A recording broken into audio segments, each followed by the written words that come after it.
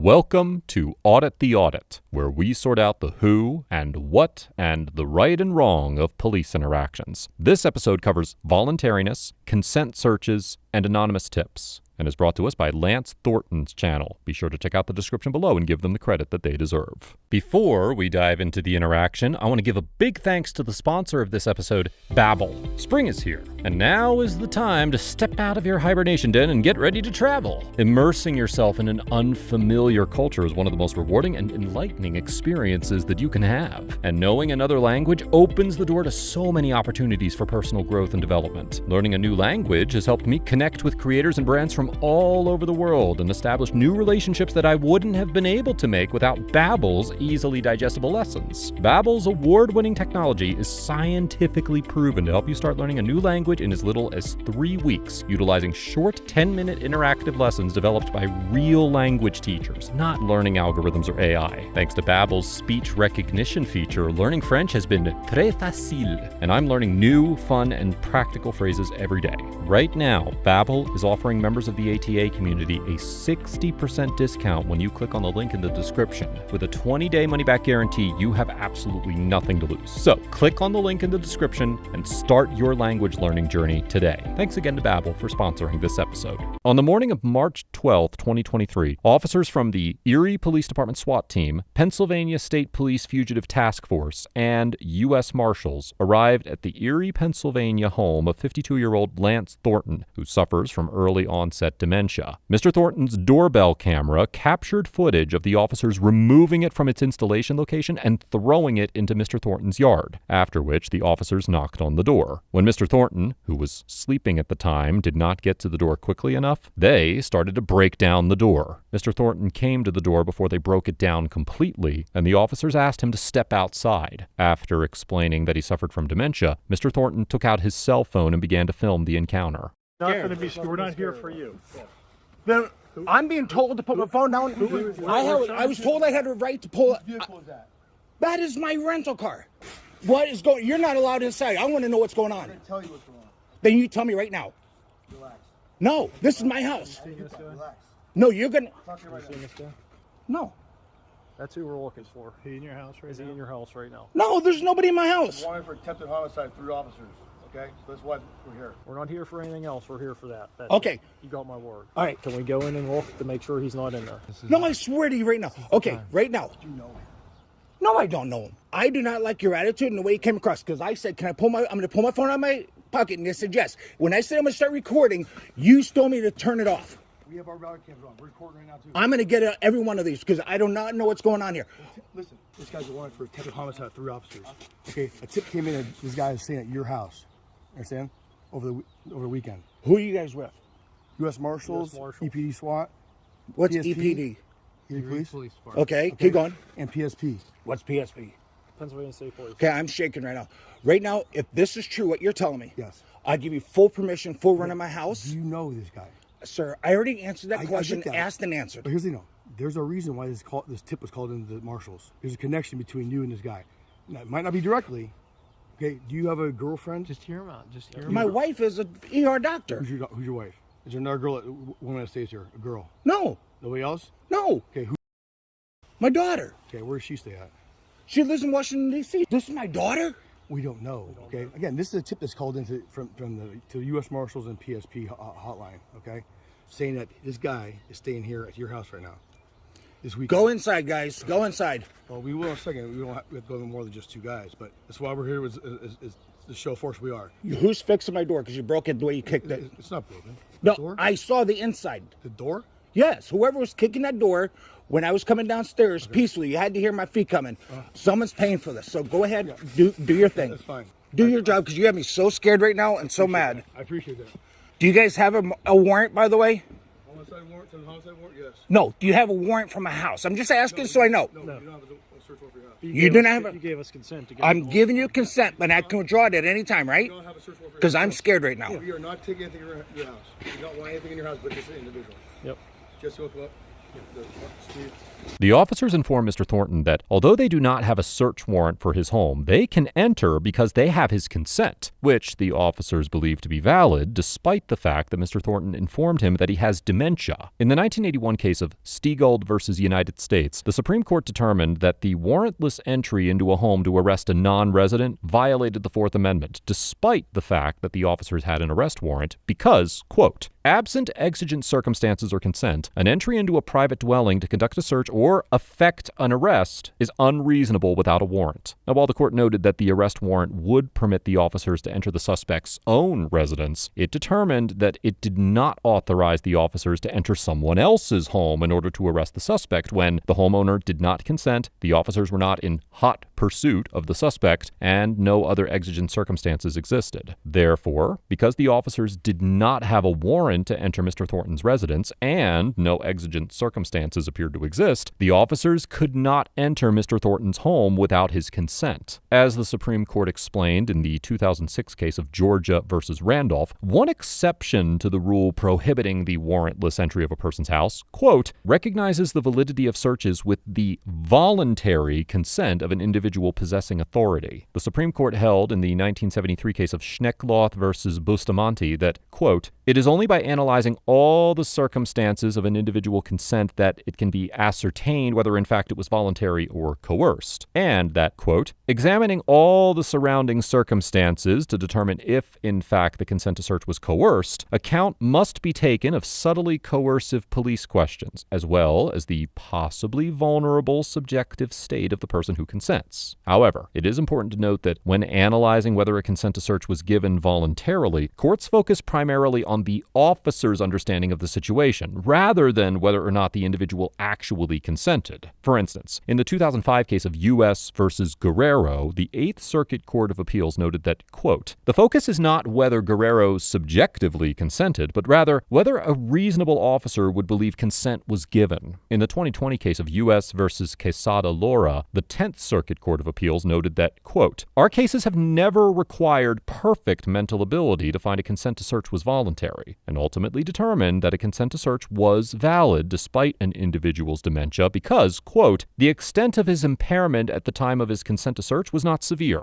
and the agents involved in obtaining the consent testified that, quote, no aspect of the dysfunction was apparent to them. So based on this precedent, it seems most probable that a court would determine that the officers reasonably believed Mr. Thornton's consent was voluntary based on his demeanor and apparent understanding of the situation and his rights. However, the officers were on notice that Mr. Thornton suffered from dementia, and he repeatedly stated that he was scared and confused. So it is also possible that a court could conclude that his consent was not effective. Although, given the low standard required to prove voluntariness, this outcome seems unlikely. Ambulances, a SWAT truck, lots of cars, and a rude officer. What's the relationship with my daughter? I'll explain it. I'm not with this going on. Okay. Why? This is total transparency because I've just given you permission to walk into my house. I can withdraw it right now. So you tell me now where I withdraw it. I'm going to draw this consent. Sirs, get out of my house. I'm withdrawing consent. I am withdrawing consent. Do you now hear it? You're on camera. They're still moving forward. You want to understand? They're still going in. I withdrew my consent, and you guys even knew I could do it. They're still searching. I already called them out. You can't go back and forth saying you let us in, you don't let us in. I said, can I withdraw consent? And you said yes on camera. Yes, you can. Yes. And I did. I not just withdraw it. So I'm telling you what's going on. Right now they're doing an illegal search in my house. Hey, Steve, homeowners saying we don't have consent now. I have Alzheimer's. I have dementia right now, and I'm really scared. Okay. Well, there's no reason to be scared. We're not here. I told him to stop the consent until I got the truth, and you already told him, and it is still searching my house. Here's the thing. I have enough security cameras in there. They're on scared. They heard me withdraw consent, and they're still continuing in there after I withdraw it.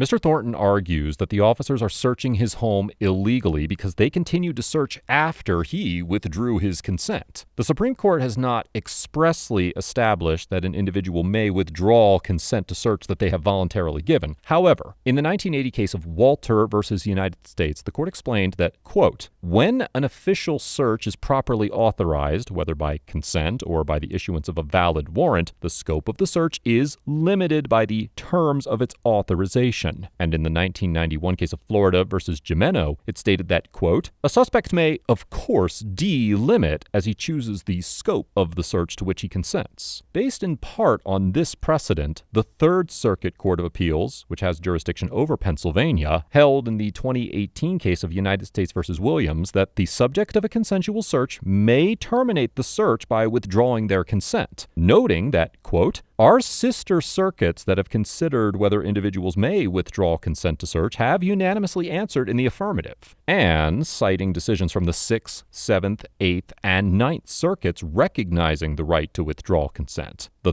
Third Circuit also clarified that once an individual has voluntarily consented to a search, they can only withdraw their consent through, quote, an act or statement that an objective viewer would understand as an expression of his desire to no longer be searched. Here, Mr. Thornton unequivocally revoked his consent by explicitly stating that he was withdrawing his consent multiple times, and a court would almost certainly determine that the officers violated the Fourth Amendment by continuing to search his home after hearing these statements. Because I want the truth. I told you the truth. What do you mean? I'm not telling you the truth. Let me finish, and I apologize. I'm getting frustrated. Okay. I'm standing out here in the cold in pajamas. I said, I'm going to reach in my pocket. I'm going to grab my phone. Yes. And I was told yes.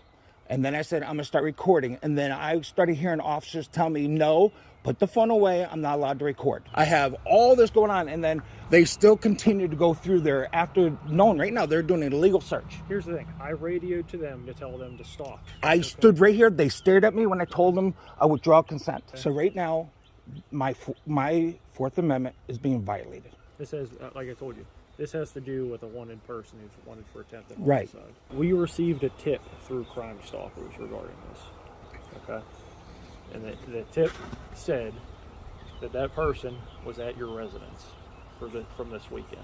The officers informed Mr. Thornton that they received an anonymous Crime Stoppers tip that the suspect was staying at Mr. Thornton's house, and that the tip was the basis for their search. In the 1983 case of Illinois versus Gates, the Supreme Court held that when determining whether an anonymous tip gives rise to the probable cause necessary to issue a warrant, courts must apply a totality of the circumstances analysis that considers an informant's so-called veracity, reliability, and basis of knowledge. In reaching this conclusion, the court reasoned that, quote, informants' tips doubtless come in many shapes and sizes from many different types of persons. And, quote, informants' tips, like all other clues and evidence coming to a policeman on the scene, may vary greatly in their value and reliability. Applying this precedent to a Terry stop, the Supreme Court concluded in the 1990 case of Alabama versus White that because, quote, an anonymous tip alone seldom demonstrates the informant's basis of knowledge or veracity, and given that, quote, the veracity of persons supplying anonymous tips is by hypothesis largely unknown and unknowable, an uncorroborated anonymous tip standing alone, quote, would not warrant a man of reasonable caution in the belief that a stop was appropriate. Although the court clarified that, quote, this is not to say that an anonymous caller could never provide the reasonable suspicion necessary for a Terry stop, it also noted that, quote, some tips completely lacking in indicia of reliability would either warrant no police response or require further investigation before a forcible stop of a suspect would be authorized. Based on the information available, it seems highly likely that a court would conclude that the Crime Stoppers tip alone did not give the officers the probable cause they needed to obtain a warrant to search Mr. Thornton's home, or even reasonable suspicion for that matter, as the anonymous tipster seemed to simply assert that the suspect was staying there without any additional information that could be used to assess the credibility of the tip. In fact, in an interview with the Real News Network about the incident, Mr. Thornton reported that the officers had applied for a warrant before coming to his home, and it was denied by the judge for a lack of probable cause.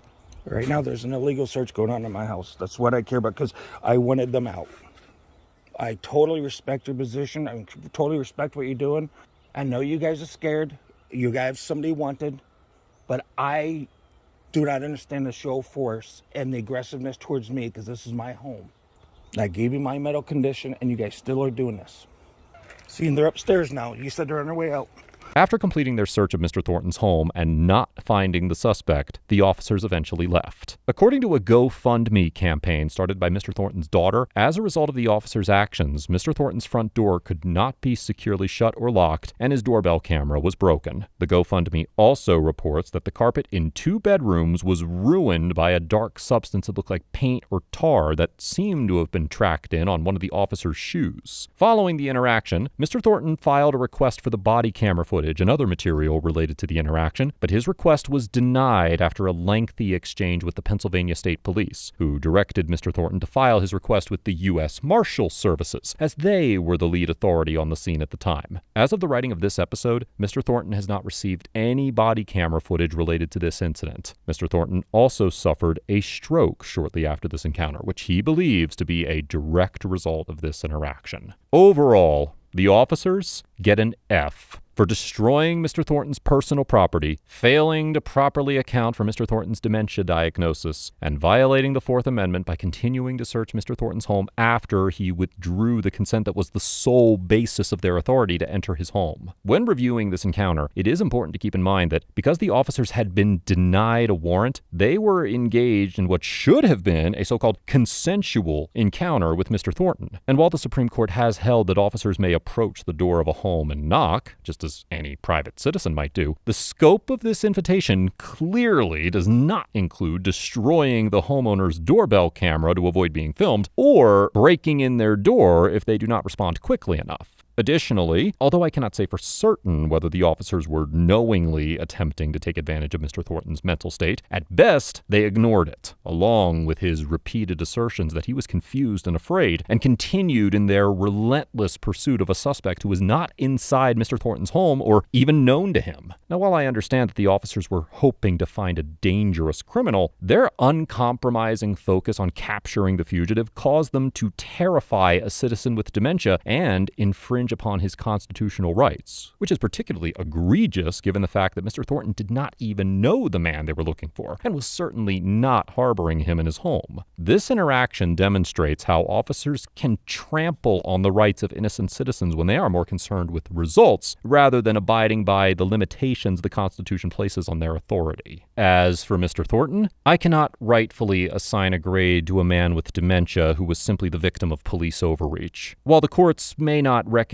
that Mr. Thornton's dementia rendered his consent involuntary, I am certain that his condition made this interaction incredibly challenging to navigate, and, as he repeatedly informed the officers, confusing and frightening. That being said, there were many things that Mr. Thornton did right in this encounter, despite his diagnosis, and I want to commend him for his attempts to defend his Fourth Amendment rights, however fruitless they ultimately proved, as well as his choice to film the interaction and share it with the public on YouTube. I would also like to take this opportunity to encourage him to continue to advocate for his constitutional rights by filing complaints and pursuing a lawsuit against the officers and agencies involved in this encounter. Let us know if there is an interaction or legal topic that you would like us to discuss in the comments below. Thank you for watching, and don't forget to check out my second channel for even more police interaction content.